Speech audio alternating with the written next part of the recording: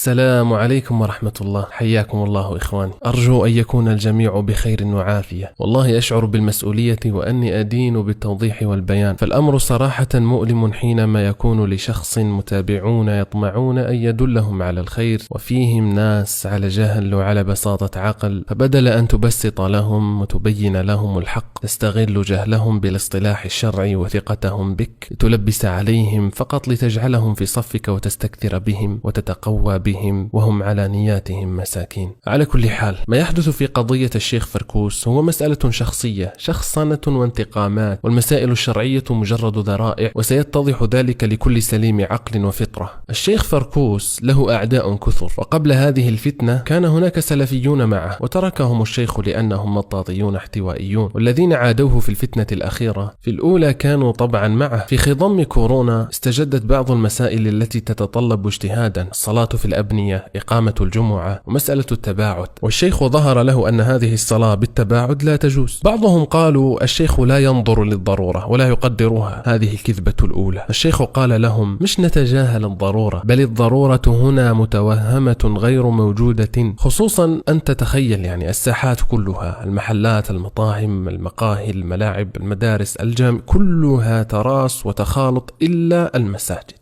فقط. فتأكد كلام الشيخ أكثر وأكثر، يقول لهم اجتهدوا، طالعوا الأدلة، وهم زعم مشايخ يقولون ماذا؟ يقولون اللجنة الدائمة قالت، ماذا نصنع بفتوى الشيخ الفوزان؟ وهكذا. الشيخ قال يطرقون أبواب المشايخ، وهم نفوا ذلك، لكن أمرهم مفضوح. هذا كلام من أحد أتباعهم يقر بأن شيخهم فعلا فعل ذلك. بدأ الإخوة عندنا يصلون بالتراص في الصفوف الأخيرة في بعض المساجد أو في الطابق الثاني، وبقي الحال على ذلك عادي جدا، يعني حتى الأئمة ساكتون، لا توجد لا فتنة ولا فوضى ولا أي شيء، لأنهم يرون الدنيا كلها في تراص إلا المساجد. بقي الحال لفترة على ذلك حتى اتصل أحد هؤلاء بشيخه وكلمه في المسألة، فقال امنعوهم، وهذا فعل الخوارج فصار البعض فعلا يمشي للدور الثاني أو الصفوف الأخيرة ويمنع الناس من التراص، فبدأت الفتنة في هذه. والشيخ فركوس تتراكم عنده هذه الأحداث منهم. بعض الإخوة ذهبوا للشيخ فركوس وسألوه عن مسألة الإنكار العلني على ولاة الأمور، هل المنع فيه مطلق؟ والشيخ أجابهم وقتها وبين أن الإنكار عليهم يكون سرا، وقدم الأدلة على ذلك وعرض مبنى الحكم والعلل، ثم بين كعادته في الفتوى متى يكون الاستثناء، إذا انتفت تلك العلل ولم يكن الإسرار ممكنا وهناك مصلحة تتحقق لا تتحقق إلا بالإعلان وليس فيها مفسدة فنعلن، ولا تحديد لحضرة أو غيبة الحاكم بل سر ويقابله إعلان حسب الشرط المصاحب لكل حكم أصلا واستثناء. بدأ التشغيب على هذه الفتوى وغالبهم من أصحاب الفتنة الأولى. قال بعضهم للشيخ ما دام يا شيخ بعض الصحابة والتابعون أنكروا علنا، لماذا لا نقول اختلفوا وهذا النص نأخذ به وخلاص؟ الشيخ رد وبين لهم الضوابط والنصوص، وأنه لا حاجة لنقول أخطأوا أو اختلفوا، بل يمكن الجمع بين النصوص وأفعال الصحابة بناء على القواعد الشرعية، فهناك حالة لكل حالة منها، وهذا في مقاله توضيح إشكالات معترض. بعد هذا المقال خرج أصحاب الفتنة الأول وبعض الطلبة يناطحون الشيخ فركوس، فخرج مشايخ الفتنة الأخيرة يدافعون عن الشيخ وعن الفتوى. الشيخ فركوس في هذه المسألة ما جاء بشيء لم يسبق إليه، يعني سبقه بهذا من قال بمثل هذا من أهل العلم، والقضية راجح ومرجوح. هذا الدفاع بتاريخ 15 من الشهر السادس 2021. كذبوا عليكم وقالوا لكم أن هذا الدفاع قبل الفتوى التي فيها الغيبة، وجابوا لكم تاريخ فتوى متأخرة بتاريخ 27/6/2021، وهذا تاريخ تفنيد الشبهات. والفتوى التي دافع عنها شيخهم وفيها تفصيل الإنكار بتاريخ 2/6/2021 بعنوان توضيح إشكالات معترض. فهل الذي يكذب عليك ويخدعك تبريرا لشيخه يريد لك الخير؟ هذا حتى نفسه لم يريد لها الخير وأوقعها في الكذب الصريح، كيف يرحمك أنت؟ فالأزهر كان يدافع عن الفتوى مع أنه يرى بتفصيل غير هذا، لكن كان يدافع كما سمعتم، ولم يقل أنها فتوى سرورية وأن هذا كلام سروري خارجي، بل قال بالحرف الواحد أن الشيخ فركوس لم يأتي بجديد، فقد سبقه إلى هذا علماء، وأنها مسألة راجح ومرجوح. بل حتى في وقتها كان أصحاب الفتنة الأولى هؤلاء يتهمونه بالتعصب،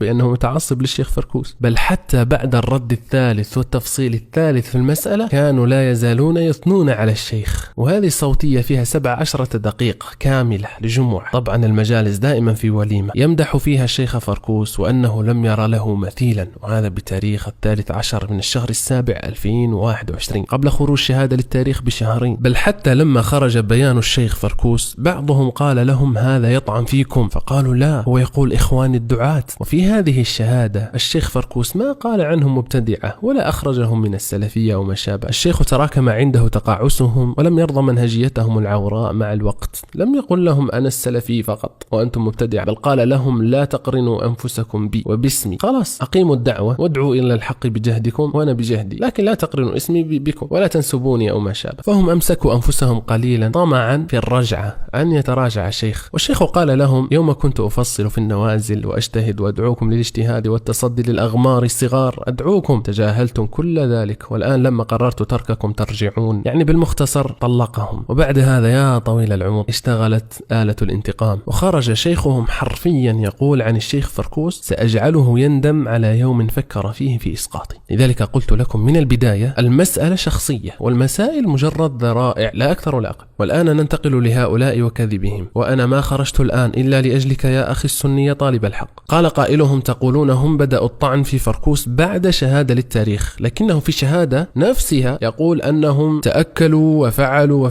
وهذا المسكين لا يعرف سياق الأحداث، فأنى له أن يعرف مقاصد الكلام، بل حرف حتى الكلام الواضح. العبارات في الشهادة غالبا الشيخ يتكلم عن جماعة الفتنة الأولى، وهذا جاء جليا في الكلام، وأن الدعاة هؤلاء رغم غليان الساحة لم يتحملوا مسؤولية مناصبهم في بيان الحق وتفصيل المسائل ونصرة الحق وكتم الغلمان. لم يكن هذا في مسألة واحدة، بل تكرر منهم، لذلك تركهم الشيخ. والكلام واضح في البيان، يتكلم عن الصعافقة، بل حتى في بداية البيان قال قائلهم ها هو يرمي الدعاة بالتأكل منذ البداية. والكلام في البيان كما ترى كان يتكلم عن الصعافقة الأول، لكن التدليس هو مهنتهم. أما قضية التأكل بالدعوة لهؤلاء فهذه جاءت مستقلة بعدها. ولا تقل لي هذه مسألة غير علمية، لأنه لما داعية إلى الله في هذا المنصب يتأكل بالدعوة فأنت أمام مشكلة. لما المحسنون يدفعون ثمن كتب مثلا على أساس توزع بالمجان ثم يذهب فيبيعها نقول له أحسنت مثلا. التأكل هذا وحده باب حافل، وشهادات كل الإخوة المحسنين موجودة مع التوثيق، قد نوردها إذا احتجناها. الآن مسألة الإنكار العلني هذه، دعني حتى تفهم ما حدث مع هذه المسألة ضد الشيخ فركوس بالضبط، وشوف سهولة اللعب السفيه والسخيف. أتيك بكلام الشيخ بن عثيمين مثلا في مسألة الرشوة حرام. ومن هذا الحديث نعرف عظمة الرشوة، وأنها من عظائم الأمور التي أدت إلى أن يقوم النبي صلى الله عليه وسلم خطيبا يخطب في الناس ويحذرهم من هذا العمل، لأنه إذا فشى في قوم الرشوة هلكوا. الرشوة حرام. ثم أقول الشيخ بن عثيمين متناقض، لأنه يقول فإذا كان هؤلاء الموظفون لا يمكن أن يقضوا حاجتك التي يلزمهم أن يقضوها إلا برشوة فأعطهم والإثم عليك.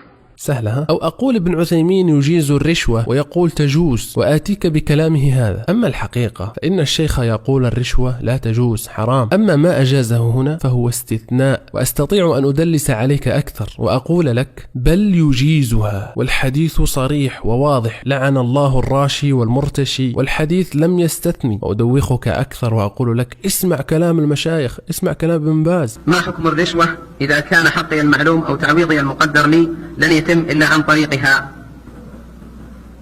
لا يجوز الرشوة، لأن هذا معناه إعانة على الباطل، وإعانة على تخيير الحقوق وظلم الناس. يقول الرسول لعن الراشي والمرتشي، وفي رواية الراشي واصل بينهما أيضا، فلا يجوز التعاون على الباطل والإثم، بل يطلب حقه من الطريق الشرعي. وإذا كان أحد يقف في طريقه فرق بأمره واصلحه على تساهله، ولا تعين على معاصي الله بالرشوة. يقول لك لا تجوز إطلاقا. إذا استطعت أن تأخذ حقك بالطرق الشرعية فبها ونعمة، وإن لم تستطع فخلاص اترك الأمر لله. واسمع الشيخ الفوزان مثلا. يقول السائل هل هناك ضرورات تباح فيها الرشوة إذا كانت لأخذ حق؟ الرشوة لا تحل وليس هناك ضرورة، والنبي صلى الله عليه وسلم لعن الراشي والمرتشي، فلا تدخل في هذا المدخل، لا ترشي أبدا، تجنب الرشوة. تخيل يعني الموضوع سهل، لكن ما أقوم به أني أوظف هذه المواد وأستغل جهلك ببعض الأمور وأوجه عقلك باتجاه معين. وقد تأتيني أنت بكلام ابن عثيمين مثلا هذا، وهو كلام جملة من العلماء، وأنا أقول لك اتق الله، أنا أقول لك قال رسول الله صلى الله عليه وسلم، وأنت تقول لي قال ابن عثيمين، ونجيب لك الفوزان وبن باز وكذا. شفت؟ سهلة يعني اللعب هذا. الرشوة حرام وجوازها استثناء في شروط وضوابط واضحة، نقطة إلى السطر. الشيخ فركوس يأتون لك بكلامه في الحكم الأصلي بعدم الجواز، يعني أن الإنكار العلني على الحاكم لا يجوز، ويأتون لك بكلامه في الاستثناء ويقولون لك ها شوف التناقض، أو يأتون لك بكلامه في الإنكار الممنوع وصفا، يعني مثلا فتوى القصد منها أصلا حكم التشهير بالحكام والتشنيع عليهم. ماذا تتوقع يعني؟ طبعا لا يجوز. يأتوك بجملة واحدة يقول فيها الشيخ التحذير من المنكرات دون ذكر الفاعل أو الإشارة إليه أو تخصيص بعض صفاته تحذيرا من المنكرات العامة، ويجعلك تتوهم أن هذا الكلام الذي هو في 2013 مناقض لكلامه. وأنت لو تطلع سطرين فقط قبل هذا الكلام تجد كلام الشيخ عن توجيه كلام للحكام بالنصح لنفس الشروط والضوابط، بل لو ترجع حتى لفتوى ضوابط الإنكار قبلها إلى 2010 ستجد نفس الكلام بالضبط، ويبقى هذا الخداع يتكرر. فيأتيك بكلام من موقع الشيخ عن الإسرار بالنصح وعدم الإنكار العلني والتشهير بالأخطاء لما في ذلك من الخطر، ولا يخبرونك أن هذا المقال هو رد إدارة الشيخ، وأنه رد على بعض الإعلاميين الصوفيين الذين أرادوا نفي مسألة النصيحة السرية وجعلوا الإنكار لا ضابط فيه ولا شرط، واتهموا السلفية بكل نقيصة. فشوف كيف أن لكل مقام مقال، لكن المغرض يأخذ المقال ويجعلك ترى أنه في مقام آخر، مثل حكاية الرشوة تماما. فلو تأتي للفتاوى الجديدة ستجد نفس الكلام القديم في اعتبار الأصل وفي تقدير المصلحة والمفسدة. وهنا لعبوا لعبة أخرى أيضا، فالشيخ استدل بكلام الشيخ ابن عثيمين مثلا ليقول لهم شوفوا مبنى الحكم كما يقول أنه على المفسدة والمصلحة، وهم قالوا بتر كلام ابن عثيمين، لأن ابن عثيمين لا يقول في غيبة الحاكم، وهاكم الصوتية الأصلية ليس فيها غيبة الحاكم. فأصلا استدلال الشيخ فركوس بابن عثيمين وغيره هو لبيان مسألة العلة، يعني الإنكار بغض النظر عن إعلان أو إسرار هو قضية مناط ومصالح ومفاسد، وأن النص يقول لا يبدها علانية، وها هم المشايخ يقولون علانية حسب المصلحة. ولا تقل لي حضرة أو غيبة، لأن النص في السر فقط، بل حتى حديث كلمة حق عند سلطان جائر لا تخالف السرية عند أكثر أهل العلم، بل عنده، وهذا خاص بالسلطان الجائر. فهل نقول مثلا إذا كلمة حق عند السلطان عادل لا تجوز، لأنها لابد أن تكون عند السلطان جائر، فلا بد من السر مطلقا، هذا عبث. فنقول إذن أن فلانا بتر الكلام عندما يأتي لنا بكلام شخص ما ليوهمنا بأنه يقول قولا معينا، وعندما نقرأ كلامه كاملا نجده لا يقول ذلك. فالشيخ فركوس استدلاله بكلامهم ليقول لك تفضل، ها هم العلماء يبنون الحكم على الضوابط بالمصلحة والمفسدة، ولم يذكر لك قضية حظر أو غيبة في هذا الاستدلال حتى تقول هو يبتر الكلام. ومثله دعوى بتر أثر بن عباس رضي الله عنه، وفيه أمور نوضحها. الأول نفس ما ذكرناه، أن الشيخ كان في معرض أن المصلحة والمفسدة حاضران حتى في كلام ابن عباس، والشاهد في قوله إن خفت، هذا هو المطلوب من وراء الإيراد، أن ابن عباس اعتبر المصلحة والمفسدة ابتداء. ثانيا أن الشيخ بل كل العلماء قد يأخذون من الآثار أو النص ما يكون محلا للشاهد فقط والاقتصار على الشاهد، ولا يزال هذا هو طريقة أكثر أهل العلم. فشوف، مع أن الرواية فيها إن خفت أن يقتلك فلا تؤنب الإمام، فإن كنت ولا بد فاعلا ففيما بينك وبينه، وهناك رواية أخرى. لكن رغم أن هذا موجود، إذا رأينا إلى الموضع حيث كان الكلام عن الحكم الأصلي السر، نجد الشيخ فركوس جاء بالجزء المعني فقط الذي يحتاجه في محل الشاهد، الذي هو الجزء الثاني من الرواية، فإن كنت لا بد فاعلا ففيما بينك وبينه، ولم يذكر الأول. فهل نقول بتر النص؟ ولماذا لم يأتي بالنص كاملا؟ هذا سخف وضحالة فهم وعلم. الشيخ أراد أن يقول لك كيف تقول لي القضية ليست قضية علة ومصلحة ومفسدة؟ ها هو ابن عباس يقول لابن جبير إن خفت أن يقتلك فلا، مراعيا المصلحة. هذه قصة التهمة. فالأثر بكل رواياته كاملا أو ما جاء به من الشاهد لا يغير من الكلام شيئا ولا من وجه الدلالة شيئا. الشيخ ممن ومما قال في الرد أنه أتى بأثر ليس فيه تلك الزيادة أصلا عن السر، فأخذ الآخذ ذاك وقال بل حتى الرواية التي جئت بها فيها تلك الزيادة. مرة أخرى تلبيس على الناس، إذ الأثر في الفتوى جاء في موضعين متتاليين بروايتين، والثاني فيه التهميش وهو المأخوذ منه الشاهد فقط، أما الأول فهو تام ليس فيه زيادة، وهذا ما قال عنه الشيخ ليس فيه ذكر السر أصلا، فالملبس ترك الأثر المقصود وراح للثاني الذي فيه زيادة وقال ها يكذب عليكم عياذا بالله. رابعا تعديل الأثر وإضافة 3 نقاط. هذه الحكاية يا جماعة كنت شاهدا على منشئها ومنشئها. مختصر ما أخبرك به أنهم انتقدوا النص، الشيخ فركوس دخل الموقع في ليلتها وأضاف 3 نقاط ثم خرج في الغد يرد بها.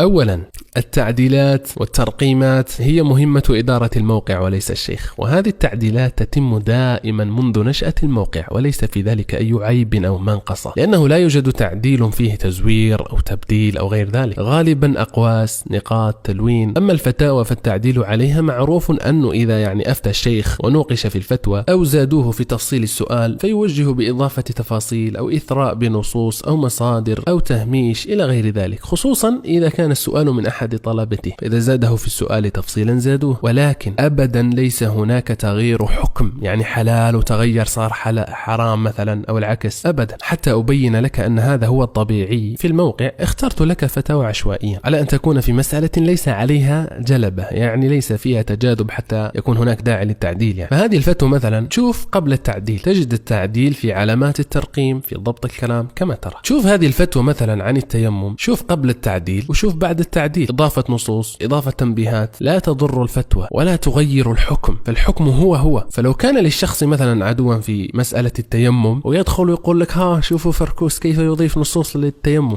ثانيا وعليه فقد كذبوا عليكم كون التعديل قبل الرد خاصا لهذه الحالة. دندنتهم باعترافهم كانت في ديسمبر 2022 وتعديل النقاط كان قبل ذلك تقريبا ب3 أشهر، فالذي خبخب عن هذا الأمر ولعب في الأساس لم يكن يعلم بالتعديل، بل كان يريد مسألة تغيير موضع النقاط من رواية إلى رواية. فلما هم قالوا شوفوا كيف غيروا موضع النقاط، إدارة الموقع عادي جدا لم تنفي ذلك، بل اعترفت وقالوا أخطأنا في موضع النقاط وصححنا، المفروض تكون في الرواية الأثر الثاني ونحن وضعناها في الأثر الأول فقط. فعجنوا كل ذلك الذي حدث خلال زمن وجعلوه في ليلة واحدة وسموه التغيير وإضافة 3 نقاط، مع أنه التعديل قبلها الحكاية هذه بأشهر.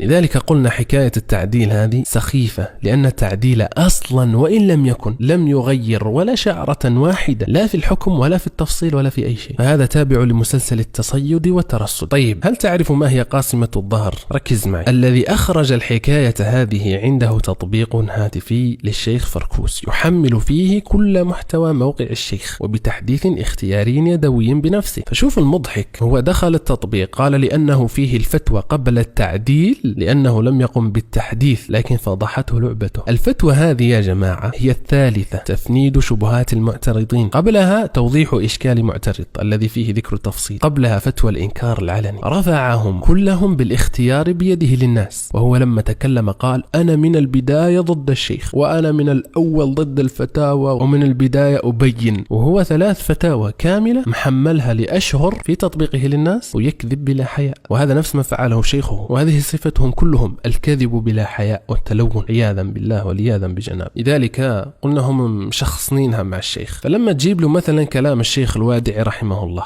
يوجد في بعض البلدان الإسلامية أماكن معروفة للدعوة والحمد، ولم يقوم ولاة الأمر بتغيير هذا المنكر، فهل هذا كاف للخروج عليهم بفكرة أنهم ما أزالوا هذا المنكر؟ وما واجب العلماء أمام هذا المنكر؟ وهل لخطباء المساجد أن يشهروا بهم من على المنابر؟ أما مسألة الخروج عليهم فما داموا المسلمين لا يخرج عليهم إلا أن تروا كفرا بواحا عندكم فيه من الله برهان، وأما الإنكار عليهم فلا بأس بذلك مع إعلام المسلمين أنك لست داعي ثورة ولا داعي انقلابات، ولكن تدعو إلى تغيير هذا المنكر. وأما التشهير بهم فكما تقدم إن كان المقصود استثارة الناس على الخروج عليهم فلا، وإن كان المقصود تحريص الناس للإنكار على أصحاب المنكر فأمر طيب. من أناس إذا سمعوا من ينكر المنكر قالوا أنت بهذا تحرض الناس على الخروج على الحكومة، أو أنت خارجي لا تغالطوا ولا تغالطوا.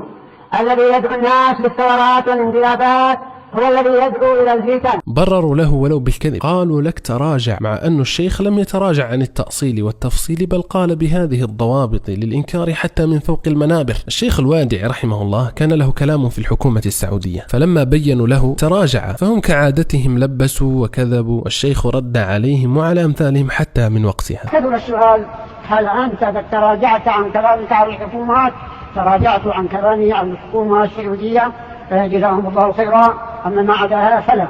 لم يجدوا بعد هذا إلا أن يقولوا الوادعي يرى بالإنكار العلني لأنه يرى أن حديث لا يبده علانية حديث ضعيف. يعني أرادوا تبرئة الشيخ فورطوه، لأنهم يعني تخيل جعلوا مسألة الإنكار العلني أصل من أصول أهل السنة والجماعة. أولا هي كانت تراجع، وبعد هذا صارت ماذا؟ هو يرى بالإنكار العلني لكن لأنه يرى أن الحديث ضعيف. هذا عندهم أصل من أصول أهل السنة والجماعة، يعني الإنكار، ومبني على حديث لا يبده علانية. والشيخ مقبل حيد لك هذا الحديث بالكلية، يعني أصل من أصول أهل السنة والجماعة غير موجودة أصلا عند الشيخ رحمه الله. فهذا المفروض يعني أولى بالتهمة، لكنها الشخصنة. المشكلة أنهم فتحوا الباب على مصراعيه للسرورية والخوارج فقط لمحاربة الشيخ فركوس. فعندما قلنا لهم أن الإنكار المستثنى هذا صفته غير صفة الممنوع أصلا، وقلنا لهم لنا حتى في علمائنا أمثلة، لا سيما في هذا العصر الذي كثر فيه انتشار النصارى بين المسلمين، نجدهم في القطاع الحكومي وفي القطاع الشعبي متواجدين كثيرين، لا كثرهم الله ولا أنزل في أعمالهم البركة. وإنني من هذا المكان أبلغكم وأقيم عليكم الحجة، لأن النبي صلى الله عليه وسلم قال في مرض موته وهو على شفا وداع من هذه الدنيا، قال: أخرجوا المشركين من جزيرة العرب، وقال: أخرجوا اليهود والنصارى من جزيرة العرب، وقال: لأخرجن اليهود والنصارى من جزيرة العرب حتى لا أدع إلا مسلما. وقومنا في الحكومة وغير الحكومة يبادئون ويتسارعون إلى توظيف هؤلاء في أمور يمكن أن يقوم بها المسلم، فحسبنا الله ونعم الوكيل. أيها المسلمون، اتقوا الله تعالى في أنفسكم، اتقوا الله تعالى في شعبكم، اتقوا الله تعالى في بلادكم. والمسؤولون عن المستشفيات الجهال ولا يراعون أحكام الشرع ويخلطون النساء مع الرجال، لا يحصل الضرر العظيم في هذا. المستشفيات الآن تعاني من هذا الضرر العظيم، وهو عدم تمييز النساء عن الرجال، وهذا يحصل فيه فتنة ويحصل فيه شر. فالواجب على المسؤولين المباشرين للمستشفيات والأقسام أن يتقوا الله عز وجل وأن يعتنوا بذلك، والواجب على ولاة الأمور أيضا أن يوجهوا المسؤولين عن المباشرين، يوجهوا المسؤولين المباشرين بالعناية بهذا الأمر. الآن رأيت شيخ ابن عثيمين ينكر حتى من فوق المنبر على الحكومة. الشيخ الفوزان شوف مع وضوح الكلام قالوا لنا لا، هو لم يذكر اسم الحاكم. قلنا لهم إنكارات العلماء كثيرة. أحسن الله إليكم. نختم بهذا التوجيه منكم حيال ما صرح به نائب وزير التربية والتعليم من السماح باستخدام الموسيقى في المسرحيات في المدارس. إذا كان هذا خرج من نائب وزير التعليم وزير التربية والتعليم، هذا عمل سيء وقبيح، وتربية الناس ليس بالموسيقى واللهو، تربية الناس بالأدب الرفيع العالي. سمعوا كلام الشيخ الحيدان فقالوا لك هذا مثلا إنكار على وزير أو نائب عادي، يعني تتكلم عن الوزراء، نحن نتكلم عن الحاكم الأول للبلاد، مع أن الشيخ الحيدان لا يفرق بينهما في الحكم. فهم جعلوا للإنكار شروطا وضوابط كارثية. على الأقل الشيخ فركوس أغلق الباب على الذين يريدون الفتن والتشنيع. أما أعداء الشيخ فقالوا ماذا؟ قالوا يلا تفضل يا إخوانجي ويا سروري أنكروا كما تشاءون على الوزراء، على النواب، بل حتى على ولي العهد مثلا السعودي، لأنه ليس الحاكم الأول للبلاد، أبوه الملك هو الحاكم الأول. ويلا أنكروا كما تشاءون، قولوا يا حكومة، يا دولة، يا رئيس، قولوا يا حكام، قولوا المسؤولين، قولوا أي كلام، قولوا ولاة الأمر، وأنكروا براحتكم. المهم لا تذكروا الأسماء فقط، لا تقولوا تبون، سيسي، سلمان، أو قل أن الحديث يعني لا يبده علانية ضعيف، وتفضل أنكر براحتك، أنت معذور. تخيل في سبيل إلباس الشيخ فركوس توبة سرورية شيدوا الأبواب للسرورية للإنكار. طيب نتحداكم أن تأتوا لنا أين ذكر الطريفي اسم ولي أمره وأنكر عليه بالاسم. يلا ألستم تقولون أننا نحارب السرورية لأنهم ينكرون علنا؟ يلا جيبوا لنا أين ذكر الطريفي اسم ولي أمره وأنكر عليه، وإلا فهو لم يقع في الإنكار العلني حسب تعريفاتكم، وهو مظلوم، أخرجوه من السجن وقبلوا رأسه وقولوا سامحنا يا طريفي. فتفصيل الشيخ فركوس يجعلك تسمع كلام العلماء الوادع ابن عثيمين، الحيدان وغيرهم وأنت مطمئن. أما أعداء الشيخ فيجعلونك تسمع هذه الأشرطة وقلبك منقبض، تقول تقول ماذا؟ تقول هذا كلام الخوارج، كلام السرورية، تصير تقول أخطأوا أو تبقى تبرر مثلهم، هذا لم يذكر اسم الحاكم وهذا أنكر على وزير فقط وهذا يرى الحديث ضعيف. يبررون لكل العلماء إلا الشيخ فركوس، لأن القضية شخصنة. لما تقول هذا الكلام يقولون ليست شخصنة، وعندما آتي لهم بكلام العلماء يقولون لي ما دخل الوادعي وفلان وفلان، نحن نتكلم عن فركوس. نعم أعرف أنكم تتكلمون عن فركوس، لذلك قلت القضية شخصنة. الشيخ فركوس في 2010 قدم مثالا تطبيقيا لما نتكلم عنه، نصيحة بالموعظة الحسنة. كان في وقتها قرروا قرارا أن الصور الهوية والجواز والوثائق الرسمية تكون بدون حجاب للمرأة وبتقصير لحية الرجل، لكن النصيحة هذه بفضل الله سبحانه وتعالى كانت سببا من جملة الأسباب في إلغاء ذلك القرار، اللهم لك الحمد. في حين نعتبر نحن هذا مثل إنكارات العلماء الذين قدروا فيها المصلحة والمفسدة. أما قائلهم فقال هذه الحال يعني مثل العالم يكون غاضبا فيقول كلمة في الحاكم فتعدي عادي، فهم وضعوا ضابط الغضب، يعني إذا غضبت من الحاكم وأنكرت فتعدي عادي. يعني الفرق أن الشيخ جعل إنكارات العلماء هذه عادي بدليل، وهم جعلوها عادي بدون دليل، المهم الغضب. نفس السيناريو بالنسبة لقضية البيعة. قال لك الشيخ فركوس نقض البيعة. كيف؟ قال لك هو قال لا توجد بيعة وأنه لا يوجد حاكم ولا سمعة ولا طاعة. لما رجعنا لكلام الشيخ مرة أخرى لا نجد إلا التقول والجهل للأسف. وجدنا الشيخ يتكلم عن البيعة الاختيارية، أي البيعة المعرفة شرعا، يعني البيعة الشرعية الأصلية أنها ليست هي ما جاء بها الحاكم، وأنك أصلا لو قيل لك تفضل اختر لنا حاكما نبايعه فلن تختار حاكما فيه وفيه من الفساد ومخالفة الشرع، فهذا الحاكم وأنت لم تبايعه إنما انعقد عليك حكمه ضرورة لا اختيارا. سبحان الله، حتى نفس كلام الشيخ الذي أخرجوه فيه البيان، لكن سبق في قلوبهم إساءة الظن وتقصد الإسقاط والتشويه. فلما يقول لك لا تخرج عن سلطانه حتى يستحل، فهو يقول لك أنا تحت سلطانه ولا أخرج عنه إلا إذا استحل. ويستحل هذه يعرف من عنده أدنى ذرة علم أنها ضابط تكفير، يعني أنه حاكم مسلم غير كافر وأنت تحت سلطانه. فكيف أصدق أنا من يقول لي هو يقول لا سمع ولا طاعة ولا سلطان ولا حاكم؟ لعب هذا. وللشيخ كلام مفصل في رسالة منصب الإمامة الكبرى، هناك تفصيل التفصيل. ومن قوله مثلا الذي أمامكم عن انعقاد الإمامة حتى إن تمكن لها دون اختيار أو استخلاف أو بيعة. ولتوضيح أكثر استمع. طلاب العلم يعني ينتبهون لها ونفهم أن هذه البيعة وهذا السمع وهذه الطاعة تكون على بابين. تكون على كم؟ على بابين. تكون ديانة تعتقدها دينا، نعم، بينك وبين ربك جل وعلا، يعني تسمع ديانة لله، تطيع ديانة لله، تعتقد البيعة ديانة لله. الباب الثاني وقاية. ليه؟ يختلف من حاكم إلى آخر. إذا كان الحاكم يأمر بالمعروف، إذا كان الحاكم من يقيم الصلاة، إذا كان الحاكم يؤدي ما عليه، لا والله ديانة، يعني تتقرب إلى الله بسمعك وطاعتك واعتقاد البيعة في عنقك، تتقرب إلى الله قربة عبادة. أما إذا كان الحاكم فاجرا فاسقا وربما كافرا يصل به الأمر إلى الكفر والبدعة، نسمع ونطيع لكن وقاية. هل يلزمنا نحن معاشر الساكنين في الدول التي تحكم بالعلمانية أن نبايع الرؤساء الذين يرأسونها، مع العلم بأننا نسمع ونطيع بالمعروف؟ لا، ما تبايعهم، ولكنك أنت تسمع وتطيع فيما يأمرون به معروف ولا تخرج عليهم. هذه أشياء معروفة من عند جميع العلماء، بديهيات يا إخواني. فقط للأسف البعض يستغل جهل إخوانه الطيبين الذين يثقون به ويضللهم. أنت متخيل أنه يوجد شخص عاقل يقول لك فركوس يقول لا يوجد رئيس، ودليله ماذا؟ أن الشيخ قال بنفسه، يعني الشيخ، أن المنهج السلفي منهج ليس له رئيس يبايع على السمع والطاعة. يحمل لك هذا الكلام، يقول لك هو، يعني الشيخ فركوس، يقول أنه لا يوجد رئيس وينقض البيعة. ما أبعد هذا المعنى عن هذا الكلام. الشيخ في جريدة الشروق تكلموا فيه وقتها ووصفوه بزعيم السلفية وهذه الأشياء، فردت إدارة الموقع على ذلك بأن السلفية ليس لها زعيم أو رئيس يبايع على السمع والطاعة مثل جماعة الإخوان والجماعات الخارجية. يأتيك صاحب هوى فاجر في الخصومة يقول لك هو يقول لا يوجد رئيس، كأنه يتكلم عن رئيس الدولة. الله المستعان. أتعرفون ما الأعجب؟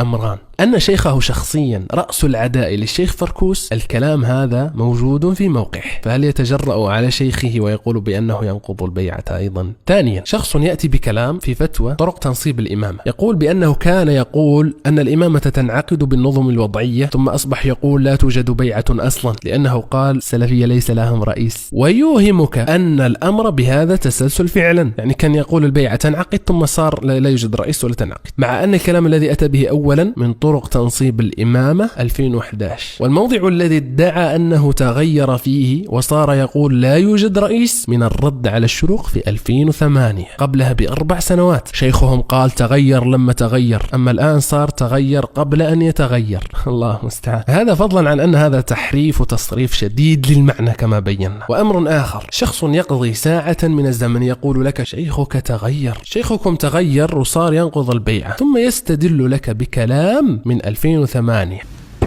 يا المجرم. يعني حتى بفرض صحة اتهاماتكم الباطلة فأنتم تقولون لنا أنكم أنتم من تغير وليس الشيخ. حتى مشايخكم يقولون عنه من قديم يحسب نفسه المهدي المنتظر، ومن قديم هو ضعيف. على كل حال وهو هذا منهجه من قديم، يعتقد أنه هو المهدي المنتظر. يعني طول عقود من الزمن كنتم تكذبون على الناس. يا مقدسة بالله، يا مسلم، يا منصف، هذه أفعال ناس عاقلة منصفة تريد لك الخير ونصرة الحق. نعوذ بالله من الهوى والانتصار للنفس والفجور. طيب تريد أكثر يا أخي، أعطيك أكثر. نفس المتكلم هذا جاب فتوى تم التعديل عليها في قضية العذر بالجهل، وقال لك شوف كيف عدل الفتوى، كان يقول بالعذر بالجهل ثم صار لا يقول به، بل قال لك يتهم الشيخ محمد بن عبد الوهاب بعدم العذر بالجهل، وسبحان الله على عكس الحقيقة تماما، يعني تزوير من أقصى اليمين إلى أقصى اليسار. فالشيخ مثل المثال الذي أتيت لكم به، قضية التعديل على الفتاوى في البداية ترون الفتوى ومحتواها قبل التعديل، شوف بعد التعديل نفس كل شيء، نفس التفصيل، حتى الكلام عن الشيخ محمد بن عبد الوهاب كيف الشيخ فركوس يبرئه من عدم العذر بالجهل، وينقل كلام الشيخ بن عبد الوهاب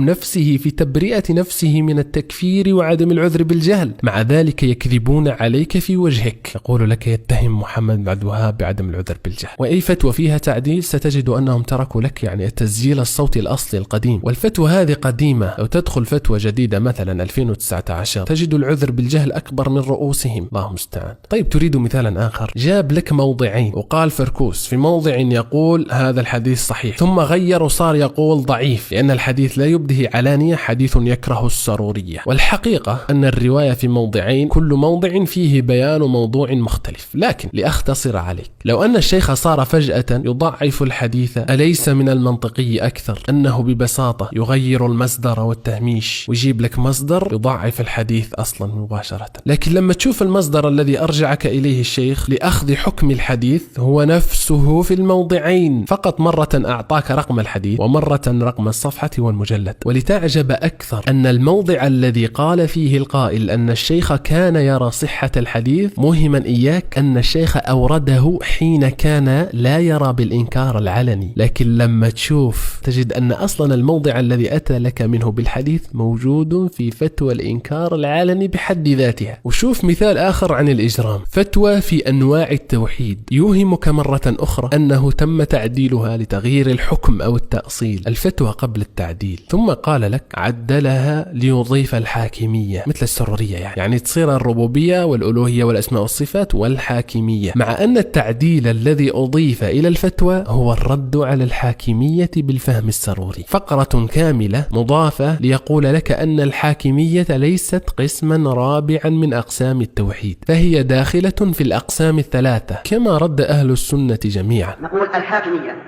هي باعتبار الحكم من الخالق من قسم إيش؟ من قسم توحيد الربوبية، وهي باعتبار التزامها من المخلوق من توحيد الألوهية. إذا ما خرجت عن الأقسام الثلاثة. ويكفي أنه هل نحطها في الربوبية ولا في الألوهية، سواء حطيتها هون ولا حطيتها هون، المهم أن الحكم هو لله عز وجل، وليس لأحد أن يشرع ما لم يشرعه الله تبارك وتعالى. الحاكمية يا أخي داخلة في توحيد الألوهية، ومن العلماء من يقول إنها داخلة في توحيد الربوبية، فهي داخلة في الأقسام الثلاثة. فسبحان الله، كيف أن عالما يرد إضافة قسم الحاكمية يرده ردا، ويتجرأ من يتجرأ ويقول لك هو يضيفه. نعوذ بالله من الهوى والفجور. قالوا لك فركوس يقول الصحابة اختلفوا في العقيدة، وهناك أمور تتعلق بالعقيدة اختلف فيها الصحابة فيما بينهم، ولم يضلل أحدهم الآخر، ولم يبدع أحدهم الآخر، ولم يكفر أحدهم الآخر. كمثلا مثلا هل الجن من الملائكة؟ هل الإبليس من الملائكة؟ من الجن؟ اختلفوا في ذلك. هل هذا القول يقع على الروح البدن أم يقع على الروح؟ اختلفوا في ذلك. هل النبي صلى الله عليه وسلم رأى ربه ولم يرى ربه؟ اختلفوا في ذلك. المسائل كثيرة اختلفوا فيها. فلو قلنا أن مسائل الأصول لا يعذر، مسائل الأصول لا يعذر فيها الجاهل ويعذر في مسائل الفروع، فهذه من مسائل الأصول. تجرؤوا وقالوا يقول اختلفوا في أصول العقيدة ولبسوا عليكم. لماذا قالوا أصول العقيدة مع أن الشيخ لم يقلها هكذا؟ لأنهم إذا قالوا العقيدة فقط يبقى هناك مخرج، لأن هذا كلام كل العلماء. لكن بعض من انتهج السلفية في عصرنا هذا صار يضلل كل من خالفه ولو كان الحق معه، واتخذها بعضهم منهجا حزبيا كمنهج الأحزاب الأخرى التي تنتسب إلى دين الإسلام، وهذا هو الذي ينكر ولا يمكن إقراره، ويقال انظروا إلى مذهب السلف الصالح ماذا يفعلون في منهجهم وفي ساعة صدورهم من الخلاف الذي يسوغ فيه الاجتهاد، حتى أنهم يختلفون في مسائل كبيرة، في مسائل عقدية وفي مسائل عملية، فتجد بعضهم مثلا ينكر أن يكون الرسول رأى ربه وبعضهم يقر بذلك، وترى بعضهم يقول إن الذي يوزن في يوم القيامة هي الأعمال. ولو قالوا أصول فقط تبقى مشكلة أيضا، لأن كلمة أصول لوحدها تذكر محل كلمة عقيدة. اختلاف فيما يسمونه في الأصول واختلاف فيما يسمونه في الفروع، والمقصود بالاختلاف في الأصول إنما هو الاختلاف فيما يتعلق بالعلميات، هكذا تعبير بعض أهل العلم. العلميات أي الغيبيات، أي الأخبار القرآنية والأحاديث النبوية، ما كان منها متعلقا بأمور الغيب وهي ما يسمى بالعقيدة. اختلفوا في هذا القسم الذي يسمونه بالأصول أي بالعقائد. طيب ما حكاية أصول وفروع يا حمزة؟ باختصار القضية قضية سياق. فكلام الشيخ فركوس مثلا هنا كان في أصله ردا على الجهمية والمعتزلة في تقسيمهم للدين إلى أصول وفروع بمعنى عقيدة وفقه، والتفريق بينهما في مسألة عذر المجتهد ليس من حيث الاصطلاح. فإذا سمعت كلمة أصول وفروع يعني فقه وعقيدة، وكذلك إذا سمعت المسائل العلمية والمسائل العملية، ثم إذا دخلت في العقيدة تجد أصول العقيدة وفروع. الآن اتضح لك معنى قول الشيخ ابن عثيمين مسائل عقدية، واتضح لك كلام الشيخ فركوس أنه يرد في سياق الأصول والفروع بمعنى العقيدة والفقه، فقال عبارة مسائل الأصول بمعنى مسائل العقيدة، ونفسها لو قلنا قول ابن عثيمين مسائل عقدية. اتضح لك أيضا الآن لماذا أصروا كل الإصرار على تحريف كلام الشيخ على أنه يقول مسائل أصول العقيدة، ثم تزداد تأكدا إذا طلعت الأمثلة التي ذكرها الشيخ سواء في الصوتية أو في رده على هذه التهمة، كلها المسائل الفرعية التي لا يختلف فيها اثنان، أن المقصود فعلا وبكل جلاء هو ما وضحناه. فللأسف استغلال جهل من يثقون بهم ليخلطوا عليهم. والله يعني لما يجيني شخص بدون أي مستوى ويكلمني في مسائل حتى المصطلحات اللي فيها لا يفقهها، كيف أتوقع أن يفهمني؟ الآن أضف لهذا الجهل إذا كان حاقدا وصاحب هوى. طيب هل تريد كارثة بخصوص الموضوع هذا؟ أبشرك أن كلام العقيدة والأصول هذا منذ عام 2000 قبل 24 سنة، وهم يقولون لك بكل ثقة شيخكم تغير، وأنه بهذا الكلام يريد تمرير قاعدة الإخوان، يعذر بعضنا بعضا، يعني منذ عام 2000 وهو يريد تمرير. الله المستعان. هم يلعبون بالمعاني ويحرفونها لخدمة أهوائهم. فتجد مثلا الشيخ يؤصل ويفصل في الرد في مسألة الإنكار، ثم يأتيك شخص يأخذ لك كلمة مطلقا ويجعلك تفهم منها أن الشيخ يقول أن كل الأمة كلها تنكر وفوضى ويلا خرجوا انكروا، وأنت تقرأ واعي وتفهم أن مطلقا هنا عن إطلاق الأمر بالمعروف والنهي عن المنكر من جهة كونه واجبا على الأمة كلها ابتداء، كل المسلمين حكاما ومحكومين، لكن التطبيق الآن والإنكار هذا بالذات واجب كفائي، فالعمومات لم يأتي بها ليقول للناس يلا اخرجوا أبدا، بل في موضعها أراد أن يؤصل فبدأ لك أن الأصل في الأمة هو تأمرون بالمعروف وتنهون عن المنكر، هذه الآية تعم جميع المسلمين، ثم يتخصص هذا بالنصوص والقواعد الشرعية في مناصحة الابن، العالم، الأستاذ، الأب، الحاكم، وهو واجب كفائي كما قال. وهذه التدليسات التي لا حصر لها يا إخواني والفجور في الخصومة هو ما جعلني أقف مع الشيخ فركوس الذي ظلم ظلما شديدا. هل تتخيل شعوري وأنا أبحث عن الحق مثلا فأجد شيخهم بالأمس القريب لما كان مع الشيخ يقول عن حلقة الشيخ التي أمام بيته مجالس عند مسجده، والأولى مثل الشيخ فركوس أن يرفع أكبر مسجد في العاصمة لكثرة من يجلس له، ولله الحمد والمنة، هذا فضل الله يؤتيه من يشاء. والشيخ ما منع علمه ولا بخل به عن إخوانه بعد كل صلاة فجر وبعد كل صلاة عصر. هذه المجالس التي يتزاحم عليها الشباب ويحضرها الشباب من المناطق القريبة والبعيدة. والله أعرف من الإخوة إخوة يأتون من سطيف، وإخوة يأتون من الشلف لحضور مجلس بعد صلاة الفجر. ثم بعد ما صار اللي صار الناس يجوني منه من جاوبهم أنا لا أكتموا علما. شوف هذاك الليلة يا أخي، هذا قال لك ولي أمرك قال لك ما تدليش هذه التجمعات الفوضوية والشارع، يخرجوا الناس في الشارع وفوقك جيران وعن يمينك جيران وعن شمالك جيران وتؤذي جيرانك.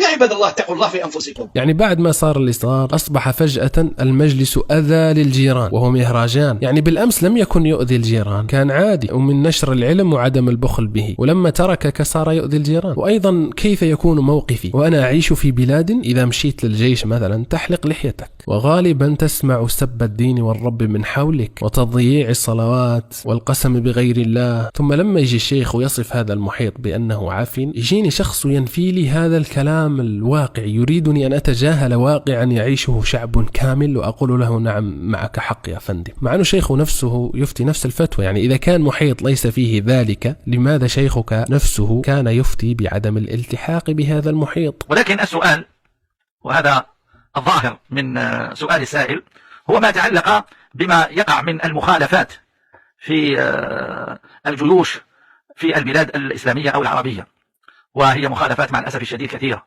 كمخالفة الوقوف للعلم، ومخالفة الإلزام بحلق اللحى، ومخالفات في تأخير الصلاة عن وقتها وربما لا يمكنون من أدائها، وغير ذلك من أنواع هذه المخالفات.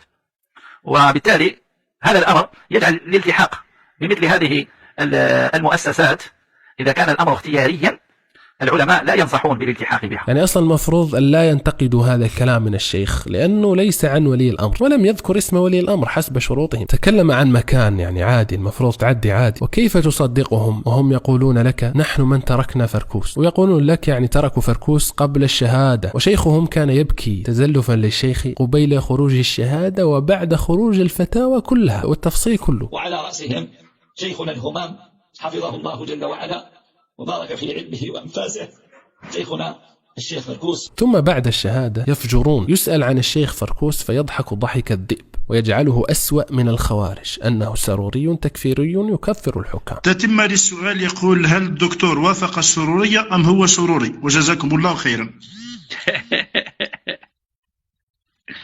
يعني ربما وافق السرورية إذا كانت في مسألة من المسائل، أما إذا كانت المسائل كثيرة وفي أصول مسائلهم هو وافقهم في أصل أصولهم، وأصل أصولهم الطعن في ولاة الأمور والنيل منهم وتكفيرهم وما إلى ذلك، هو يثبت في حقه هذه الأمور كلها. ولزيادة الاتهام برأ حتى علي بالحاش رأس الفتنة التي ضربت أعناق مئات الآلاف في العشرية السوداء، يقول لك ليس تكفيريا، فقط ليقول أن فركوس يعني يقول بالإنكار العلني مثل علي بالحاج يقول بالإنكار العلني، بل جعله أسوأ من ذلك. علي بالحاج معروف بالإنكار العلني، أنا لا أعرف أنه يرى التكفير، وإذا كان فيكم من يعتقد هذا ربما يقول لي هو صح، هو اللي حرض التكفيريين وزرع التكفيريين في بلدنا بمثل هذا الشر ومثل هذا الباطل. لا تعرف أنه تكفيري، ولا يدعون التكفير. أحسن. مش تكفيري، لكن زرع التكفيريين وحرضهم وترأسهم في العشرية وإلى اليوم، لكن لا يدعو للتكفير. أحسنت يا مقدس، أحسنت. لكن ماذا تتوقع من حزب حتى الكلام عن الخضار والثمار للشيخ شويعر قال فيه كلمة فركوس على أساس فقوس يعني عندنا، بتروها وقالوا الشيخ شويعر سئل عن فركوس وقال لا أعرفه. سم؟ لا غير الكوسة، الثاء غير، هي مثل الخيار، تؤكل مثل الخيار، لكن نسيت اسمها، اسم العامية نسيته الآن. لا ها؟ ما اسمه فركوس؟ لا أعرفه.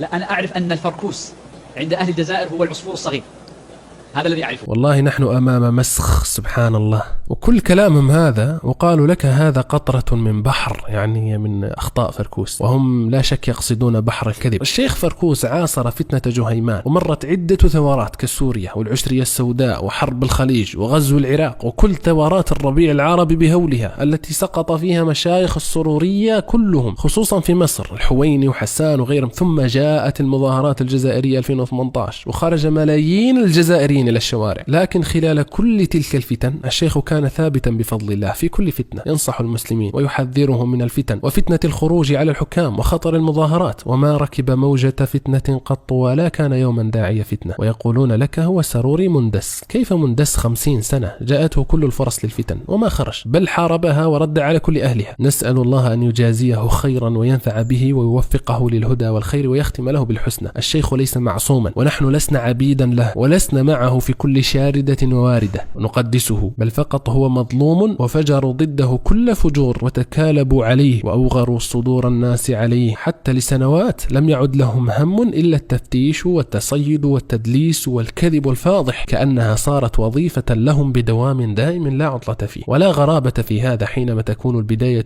سأجعله يندم. بعض النساء تكون خسيسة ساقطة نفس، إذا طلقها الرجل تقضي كل حياتها تراقبه وتتكلم عنه وتشوهه، تريد أن تجعل الجميع يكرهه. لذلك قلتها مرارا، حتى لو كنت ضد الشيخ فركوس وكان هو منحرفا كل الانحراف وكنت ضده، فلن أكون في صف هؤلاء الفجار الحدادية. فهذه العقلية القذرة الفاسدة لا تجوز حتى ضد نتنياهو نفسه. رددنا على بعض الأمور المهمة ديانة، وما حركني لا حب الرد ولا شهوة الكلام ولا إسقاط فلان ولا علان، ولكن لا أحب أن أرى بعض إخواني يخدعون ويتم استغلال صدقهم وجهلهم ببعض الأمور. الله مستعان. هناك كوارث كثيرة عن تناقضاتهم وكذبهم قد نوردها إذا احتجنا ذلك، لكن أحسب أن هذا كاف وزيادة لك أيها المنصف، على الأقل حتى لا تعير آذانك فضلا عن عقلك لهذه الشرذمة هداهم الله وإيانا. هذا وإن أحسنت فمن الله، وإن أسأت فمن نفسي والشيطان. وسبحانك اللهم وبحمدك، أشهد أن لا إله إلا أنت، أستغفرك وأتوب إليك. والسلام عليكم.